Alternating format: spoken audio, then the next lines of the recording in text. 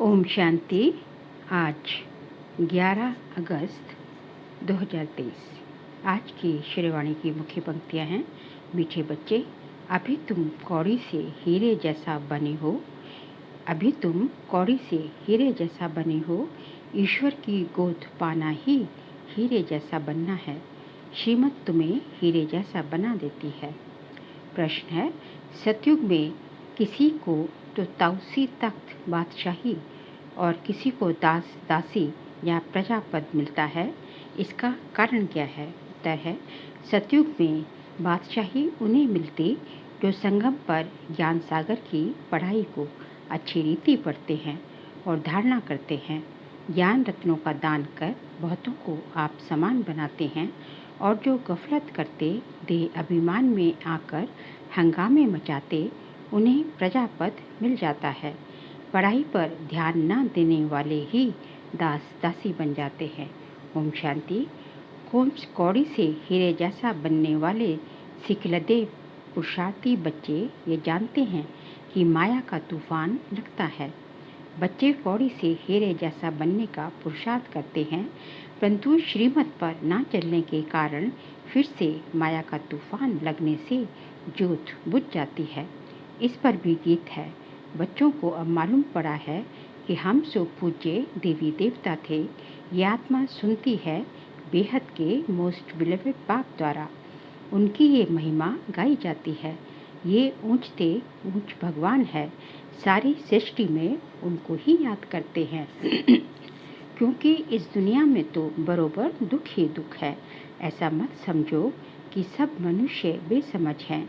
समझते भी हैं कि प्राचीन भारत बहुत ऊंच था और सभी खंड अथवा धर्म थे नहीं, इसलिए भारत को प्राचीन कहते हैं।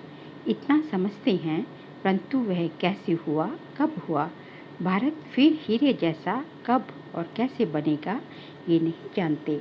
अभी तुम बच्चे सम्मुख बैठे हो और जो प्रदेश अर्थात बाहर सेंटर पर रहते हैं वह भी सुनते हैं।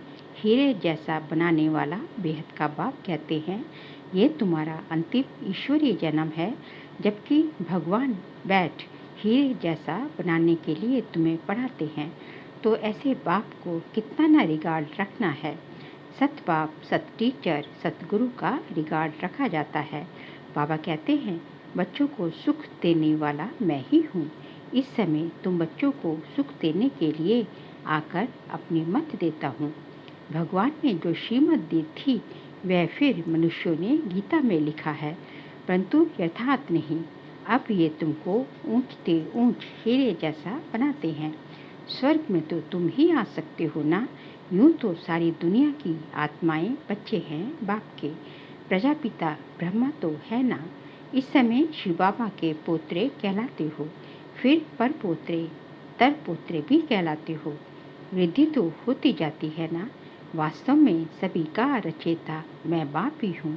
पूछते हैं ना कि तुमको किसने पैदा किया, तो कहते हैं अल्लाह व खुदा ने। इतना समझते हैं, परंतु कैसे पैदा करते हैं, कैसे इतना सब वृद्धि को पाते हैं, ये कुछ भी पता नहीं है। ये तो तुम जानते हो कि सतयुग में बहुत थोड़ी रचना होती है। जरूर रचयिता भी होगा जो नई दुनिया रचते हैं। नई दुनिया में देवी देवता पद प्राप्त कराते हैं, तो जरूर पुरानी दुनिया का विनाश भी कराते होंगे। ये कोई भी नहीं जानते। अतः किताब शास्त्र आदि लिखते हैं, समझते हैं ये फिलॉसफी के शास्त्र हैं। फिलॉसफी ज्ञान को कहते हैं, परंतु ये किसको पता नहीं कि ज्ञान का सागर तो एक ही परमपिता परमात्मा है। तुम इस द्वारा नॉलेज पाकर हीरे जैसा बनते हो। ईश्वर की गोद पाना ही हीरे जैसा जन्म है। हीरे जैसा बनाने वाला बाप हमको हीरे जैसा बना रहा है। बलिहारी इनकी गाई जाती है।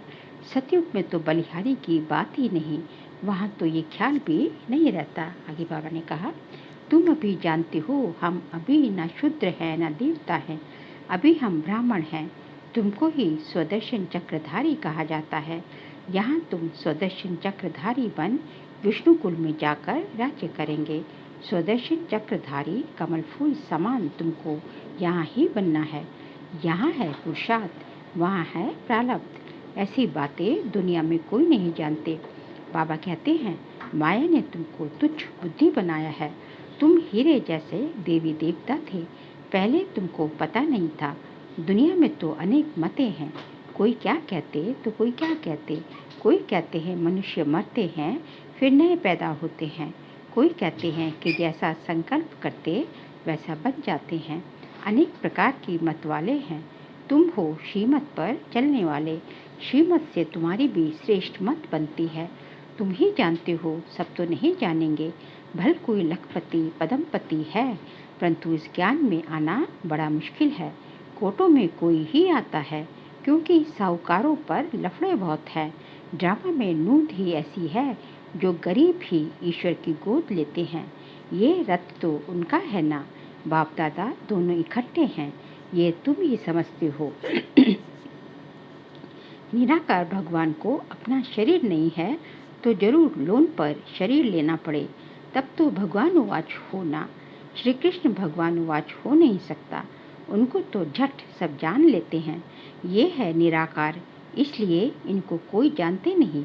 आजकल बहुत मनुष्य वेश बदल कर कृष्ण का रूप धारण करते हैं, पैसे कमाते हैं, सब माया के मुरीद बन गए हैं।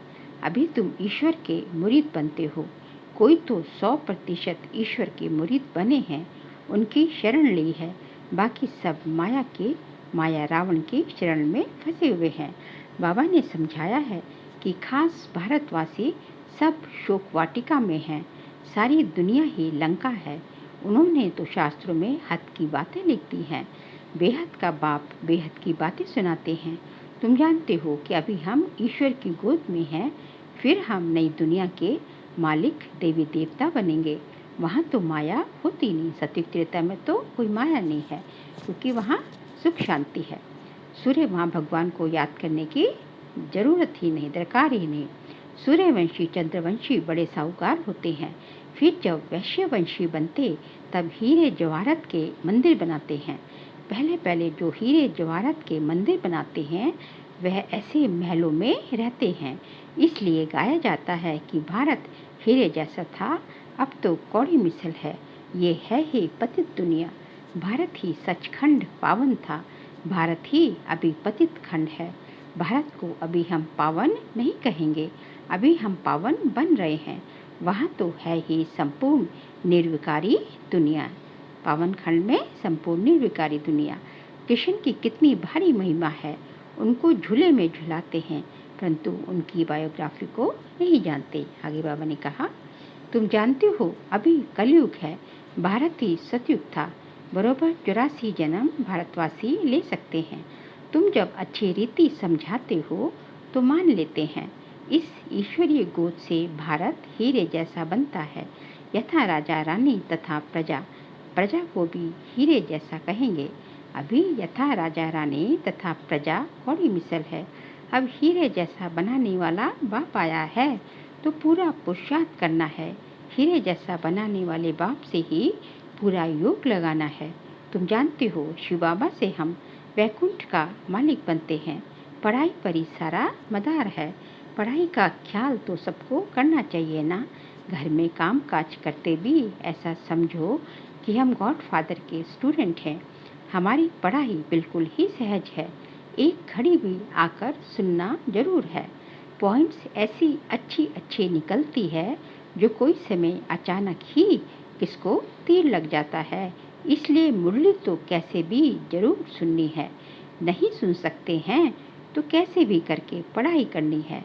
प्रबंध हो सकता है, पहले तो एक हफ्ता भी अच्छी रीति समझना है, फिर नई पॉइंट्स समझने लिए पढ़ना भी जरूर है। पापा पढ़ाते रहते हैं, पॉइंट्स निकलती रहती है। बोर्ड पर भी लिख सकते हो कि बहनों और भाइयों, आओ तुम सबको इस सहज ज्ञान और सहज राजयोग से हीरे जैसा बनाएं। तुम्हारे पास जो जित भी सब हैं, उन सब पर समझाना बहुत सहज है। जैसे छोटे बच्चे को खिलौने दिखाकर बताया जाता है, पढ़ाते हैं, ये हाथी है, ऐसे ऐसे करता है, ये ऊँट है। मनुष्य को भी परमात्मा का पता नहीं है, ना ही ये जानते हैं कि वे क्या करते हैं। उनके कर्तव्य को ना जानते तो बाकी महत्व ही क्या रहा। तो चित्र पर समझाना होता है। ये परमपिता परमात्मा शिव है, ये हीरे जैसा बनाने वाला है। इनसे ही वर्षा मिलता है ब्रह्मा द्वारा। ब्रह्मा कुमार कुमारियों को शिव बाबा पढ़ाकर ऐसा देवी देवता बनाते हैं। पढ़ा है तब तो हम समझा सकते हैं ना। आगे नहीं जानते थे कि परमपिता परमात्मा आकर पढ़ाते हैं। समझानी तो बड़ी सहज है कि भारत हीरे जैसा था, अब कौड़ी जैसा है। फिर कौड़ी पिछाड़ी धक्के क्यों खाते हो। ये सब धन माल आदि मुट्ठी में मिल जाना है। अब तुम सचखंड के लिए सच्ची कमाई करो। पूरी कमाई ना करने के कारण बिल्कुल साधारण प्रजा में चले जाते हैं। प्रजा के भी नौकर बन जाते हैं। बाबा का बनकर फिर बाबा को फौरगत दे देते हैं। तो बाबा समझाते हैं कि बच्चे, घर में भी मुरली मंगा कर पढ़ सकते हो। मुरली मिलती रहेगी। कोई भी हो, तुमको पढ़ना जरूर है। पढ़ो और पढ़ाओ। विलायत में भी रहते तुम सर्विस कर सकते हो। बाप का परिचय देना है। प्रभाव तो अंत में ही निकलना है। समझेंगे कि बरोबर प्राचीन भारत हेवन था। कितना धन यहाँ से लूट कर ले गए। सतयुग में चैतन्य में सारी सृष्टि के तुम मालिक बनते हो, यानी राज्य करते हो। फिर भक्ति मार्ग में जड़ चित्रों को एक कोठरी में बंद कर रखते हो, यादगार बनाते हो। पूजा का सामान भी तो चाहिए ना। अब तुम सब कुछ जान गए हो कि हम सब पूज्य थे, अब पुजारी बन गए हैं। पूज्य से पुजारी बनने में हमको कितना समय लगता है। कैसे मंदिर बने, हमने ही तो मंदिर बनवाए हैं। हमने अपने जड़ चित्र बनाकर अपनी ही पूजा शुरू की है। कितनी वंडरफुल बातें हैं। बाबा समझाते हैं, बच्चे अब कोई गफलत नहीं करो। देही अभिमानी बनने से ही तुम हीरे जैसा बनोगे। देह अभिमान में नहीं आना है। देह अभिमान में आकर बड़े बड़े हंगामे मचाते हैं। बॉडी कॉन्शियस होंगे तो बड़े बड़े हंगामे मचेंगे, और सोल कॉन्शियस होंगे तो जो है बाबा से योग लगेगा। देह अभिमान में आकर बड़े बड़े हंगामे मचाते हैं तो अपने भी सत्यानाश और औरों की भी सत्यानाश करते हैं। एक ही ज्ञान सागर से कोई तो पढ़कर बादशाही ताउसी तख्त पर बैठते हैं, और कोई दास-दासी। पढ़ाई सेम है, पढ़ाने वाला भी सेम है, लेकिन पढ़ाई लेने वाले, पढ़ने वाले नंबरवार बन जाते हैं पुरुषार्थ अनुसार। देखो, लक्ष्मी नारायण स्वर्ग के बादशाह थे। कितनी उनकी महिमा पूजा होती है, मंदिर बनाते हैं। अब तुम जानते हो कि हम फिर से सूर्यवंशी लक्ष्मी नारायण बन रहे हैं। फिर सूर्यवंशी से चंद्रवंशी भी आएंगे। राजाई लेना कितना ऊंच पद है। पुरुषार्थ ऐसा करना और कराना है। अगर कराना नहीं जानते तो गोया पुरुषार्थ करना ही नहीं सीखे हो। आप समान नहीं बना सकते हो तो राजा रानी बन नहीं सकते। अविनाशी ज्ञान रत्नों का दान करना है। ये नशा बहुत थोड़ों को रहता है। देही अभिमानी हो रहने से खुशी का पारा चढ़ेगा। सोल कॉन्शियस हो रहने से बाबा कहते हैं खुशी का पारा चढ़ेगा। मम्मा बाबा को देखो, कितने ख्यालात रहते हैं। बाप को तरस पड़ता है कि इस बच्ची को मार मिलती है तो कैसे बचाया जाए। आश्रम में देने कितने हंगामे हैं। सर्वशक्तिमान शिव बाबा द्वारा भारत को हीरे जैसा बनने की लॉटरी मिलती है। यहाँ तुम सम्मुख सुनते हो, अच्छा लगता है। बाबा डोज चढ़ाते रहते हैं। बच्चों को कदम कदम पर श्रीमत पर चलना चाहिए। अच्छा, मीठे मीठे सिखलते बच्चों प्रति माता पिता बाप दादा का याद प्यार और गुड मॉर्निंग। रूहानी बाप की रूहानी बच्चों को नमस्ते। हम रूहानी बच्चों की रूहानी बाप दादा को नमस्ते नमस्ते नमस्ते। सार के लिए पॉइंट्स है। सुख देने वाले बाप टीचर सतगुरु का रिगार्ड जरूर रखना है। उनकी मत पर चलना ही उनका रिगार्ड है। घर का कामकाज करते स्वयं को गॉडफादर का स्टूडेंट समझना है। पढ़ाई पर पूरा ध्यान देना है। मुरली मिस नहीं करनी है। सचखंड के लिए सच्ची कमाई करनी है। आज का बाबा का वरदान है, पास्ट प्रेजेंट और फ्यूचर को जान, माया जीत बनने वाले मास्टर त्रिकालदर्शी भव। पास्ट, प्रेजेंट और फ्यूचर को जान माया जीत बनने वाले मास्टर त्रिकालदर्शी भव। जो बच्चे तीनों कालों को जानते हैं वह कभी भी माया से हार नहीं खा सकते, क्योंकि वर्तमान क्या है और भविष्य में क्या होने वाला है दोनों ही त्रिकालदर्शी आत्मा की बुद्धि में स्पष्ट रहता है।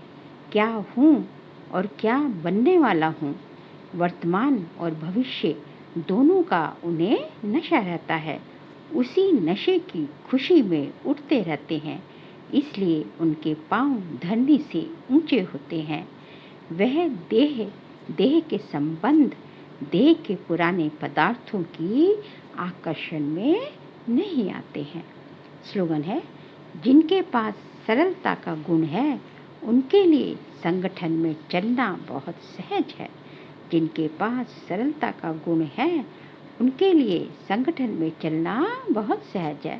बाबा कहते हैं कि सरलता जो है एक ऐसा गुण है जो कि जो है बाकी सब गुणों को जो है अपनी तरफ खींच लेता है, क्योंकि सरलता जिसका स्वभाव, जिसके संस्कार सरलता के, जिसके पास सरलता का गुण आ जाता है उसकी हर चीज़ सरल हो जाती है, उनकी परिस्थितियाँ भी सरल हो जाती हैं, उनकी जो है स्वभाव संस्कार, उनकी जो है आपसी जो है जो दूसरों के साथ जो है सब कुछ जो है वो किसी से टकराते नहीं हैं, किसी से जो है वाद विवाद में फंसते नहीं हैं, क्योंकि उनकी लाइफ में सरलता आ गई तो हर चीज़ को एट ईज लेते हैं।